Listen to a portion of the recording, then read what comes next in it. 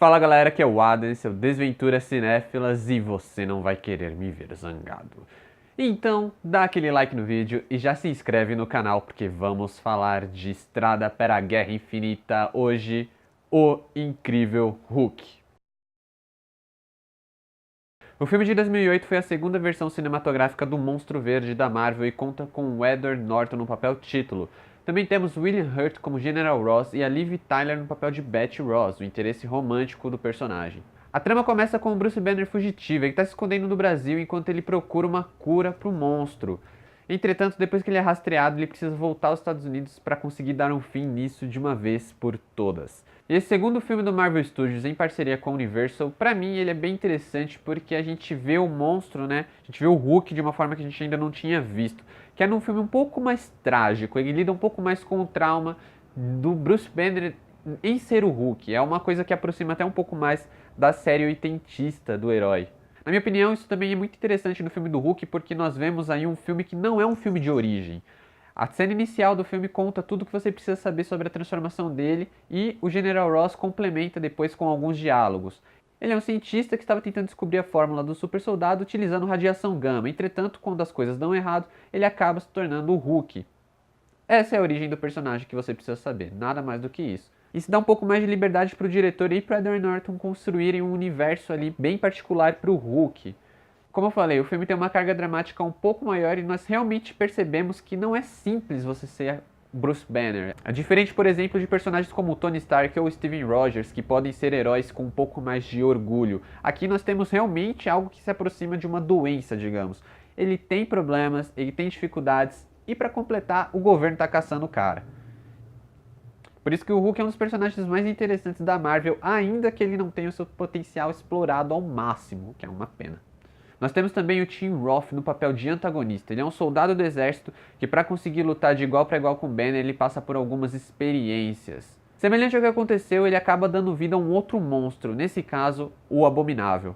O Tim Roth, eu acho que ele é um antagonista bem à altura porque ele representa o contrário do Banner. Enquanto o Banner ele é um cara muito pacífico, que acabou se envolvendo nisso, o personagem do Tim Roth não, ele é um soldado, ele quer ir pra batalha, e ele fala assim que ele não, mesmo com a idade dele, ele não quer se aposentar, ele quer continuar lutando. Então ele é um cara já mais briguento. Infelizmente, quando chega no terceiro ato e ele vira o Abominável, a gente perde muito do vilão que ele era antes. A gente fica com um vilão bem genérico, um Hulk genérico. Isso se demonstra até no CGI do personagem, que na minha opinião é inferior ao CGI do personagem Hulk. Que tem uma das versões mais legais, na minha opinião, porque ele realmente ele é bem mais humano. Assim, o do Hulk do Mark Ruffalo, ele meio que parece um macaco quando ele está posicionado, ele é mais. Né, não sei. Já o do Banner do Edward Norton, quando ele vira monstro, ele se ergue assim, bem ereto, ele parece bem mais humano. Falando um pouco do enredo, eu acho o filme muito maneiro e começa muito interessante. A gente vê ali, como eu falei, toda essa parte dramática, toda essa fuga. A gente tem uma cena de ação muito legal no meio do filme do Hulk contra uns tanques de guerra. E aí a gente tem o quebra-pau máximo, que é o final do filme, do Hulk versus o Abominável. Se você não gostou muito da luta final do Homem de Ferro, aqui eu acredito que não teria reclamação, porque é briga de cachorro grande. Você vê o Hulk mostrando até então toda a sua força. Então é muito legal, é uma cena incrível, mas infelizmente faz parte de um terceiro ato muito genérico para um filme de heróis. Bom, e como estamos falando aqui de Marvel Studios, da Guerra Infinita, não poderia deixar de falar sobre como esse filme se conecta ao universo Marvel. No caso do Incrível Hulk de 2008, ele é um pouco mais distante ainda, um pouco mais isolado. Semelhante ao primeiro Homem de Ferro, que plantou a semente do universo, aqui a gente tem apenas algumas menções que os leitores de quadrinhos conseguiríamos entender de cara. O público em geral, entretanto, consegue aproveitar muito bem o filme e, alguns anos depois, iriam entender o que seria, por exemplo, o soro do super soldado quando assistisse Capitão América, o primeiro Vingador. Personagem muito importante no Incrível Hulk, que é o General Ross. Antagonista do personagem que quer caçá-lo, ele volta a retornar apenas 8 anos depois em Capitão América Guerra Civil. Ele acaba sendo o representante da ONU que leva a proposta do Acordo de Sokovia para os heróis.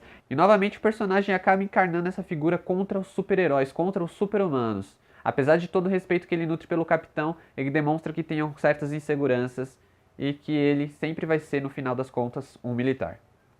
Infelizmente, a Liv Tyler, que está muito boa nesse filme, ela não retornou para o universo Marvel até então, e eu acredito que não retornará tão cedo. Não temos nenhum indício de que veremos a Betty Ross em algum filme futuro, principalmente porque depois de Vingadores Era de Ultron, nós temos aí um romance entre o personagem do Bruce Banner e da Viúva Negra, a Natasha Romanoff, interpretada pela Scarlett Johansson. Então provavelmente não veremos Betty Ross e infelizmente não veremos mais Liv Tyler neste universo. E é claro, terminando as conexões, nós temos aí a cena final onde temos novamente a presença do Robert Downey Jr. interpretando o Tony Stark e consolidando aquilo que seria chamado de Iniciativa Vingadores. Depois de um diálogo com umas farpas trocadas, o Tony Stark fala finalmente que eles estão pensando em montar uma equipe. Quando o General Ross questiona quem está pensando, ele apenas dá um sorrisinho sarcástico e o filme acaba por ali. Que Incrível Hulk leva 3 estrelas e meia. Bom galera, esse vídeo vai encerrar por aqui, mas Estrada para a Guerra Infinita voltará com Homem de Ferro 2. E se você gosta desses tipos de assunto como cinema, super-heróis ou cinema de super-heróis, deixa aquele like no vídeo se você ainda não deixou e aproveita para se inscrever no canal que tem muito mais conteúdo vindo. Lembrando que aqui embaixo também tem os links das minhas redes sociais, como meu Twitter, Facebook da página e, é claro, o site do Duas Torres, onde temos também críticas escritas. Então obrigado por assistirem, valeu, falou, até mais e obrigado pelos peixes.